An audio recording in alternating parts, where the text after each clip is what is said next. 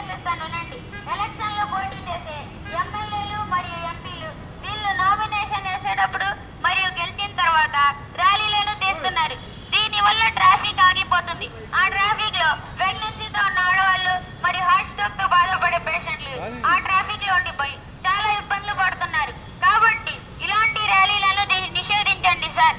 రెండో మెసేజ్ ఏంటంటే ఎలక్షన్ లో పోటీ చేసే క్యాండిడేట్లను ప్రచారం కోసం ఓన్లీ 3 రోజుల నుంచి 4 రోజులు మాత్రమే సమయాన్ని ఇవ్వండి. ఎందుకంటే ఎక్కువ సమయం ఇవ్వడం వల్ల వీళ్ళు విచ్చలవిడిగా మద్యం మరియు డబ్బులను ఖర్చు చేస్తున్నారు. దీనివల్ల దేశ సంపద భంగపడటమే కాదు, భావితరాల భవిష్యత్తు కూడా భంగపడే ప్రమాదం ఉంది. కాబట్టి దీనిపైన కూడా దృష్టి పెట్టండి సార్.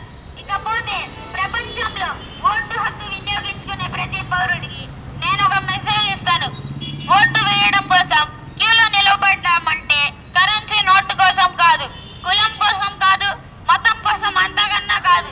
కాబట్టి దయచేసి ఆలోచించి ఓటేయండి. బానిస బ్రతుకు కోసం ఓటేద్దామా, భావితరాల భవిష్యత్తు కోసం ఓటేద్దామా? నిర్ణయం మీ చేతుల్లోనే ఉంది. కాబట్టి దయచేసి ఆలోచించి ఓటేయండి. అవయవాలను దెబ్బతీసే మద్యం కోసం కాదు, కులం కోసం కాదు, మతం కోసం అంతకన్నా కాదు. కాబట్టి ఆలోచించి ఓటేయండి. బానిస బ్రతుకు కోసం ఓటేద్దామా, భావితరాల భవిష్యత్తు కోసం ఓటేద్దామా? నిర్ణయం మీ చేతులు. నేను ఒక మెసేజ్ ఇస్తాను. ఓటు వేయడం కోసం నిలబడ్డామంటే కరెన్సీ నోటు కోసం కాదు, మన శరీరంలో ఉన్న కాబట్టి ఆలోచించి ఓటేయండి. బానిస బ్రతుకు కోసం ఓటేద్దామా, భావితరాల భవిష్యత్తు కోసం ఓటేద్దామా? నిర్ణయం మీ చేతుల్లోనే ఉంది. వినియోగించుకునే ప్రతి పౌరుడికి నేను ఒక మెసేజ్ ఇస్తాను. ఓటు వేయడం కోసం క్యూలో నిలబడ్డామంటే మతం కోసం అంతకన్నా కాదు. కాబట్టి ఆలోచిద్దాం.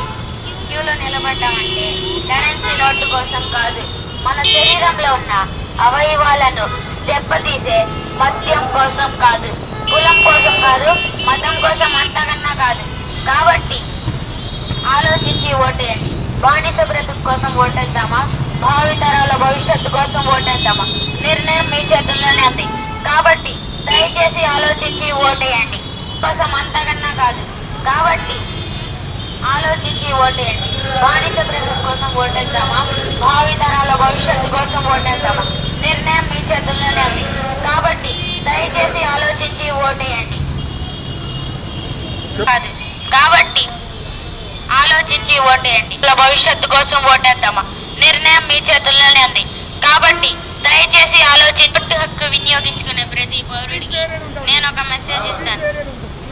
ఓటు వేయడం కోసం క్యూలో నిలబడ్డామంటే కరెన్సీ నోటు కోసం కాదు, మన ఓటేయండి. బానిస బ్రతుకు కోసం ఓటేద్దామా, భావితరాల భవిష్యత్తు కోసం ఓటేద్దామా? నిర్ణయం మీ చేతుల్లోనే ఉంది. కాబట్టి దయచేసి ఆలోచించి ఓటేయండి. మన శరీరంలో ఉన్న అవయవాలను దెబ్బతీసే మద్యం కోసం కాదు, కులం కోసం కాదు, మతం కోసం అంతకన్నా కాదు. కాబట్టి ఆలోచించి ఓటేయండి. బానిస బ్రతుకు కోసం ఓటేద్దామా, భావితరాల భవిష్యత్తు కోసం ఓటేద్దామా? నిర్ణయం మీ చేతుల్లోనే ఉంది. కాబట్టి దయచేసి ఆలోచించి ఓటేయండి.